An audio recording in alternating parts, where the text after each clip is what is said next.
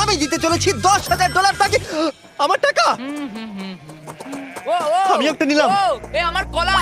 এবার রিংটা পরিয়ে দাও। এই, এই, এটার জন্য ক্ষমা করো, এটা দিয়ে কিনে নিও। ও ও এই মুভিটা কিন্তু সত্যি খুব ভালো। আমি দেখতে ও মাই গড, এটার জন্য ক্ষমা করো। এই শোনো শোনো ধরো এটা। ওকে, ও কোথায় গেল? ওই ও, দিকে। ওদিকে, ঠিক আছে। দাও। আরে হেল্প করার জন্য কিছু তো দাও। আমার টাকা ফেরত দাও। আরে এটা টাকাটা দিয়ে যাও।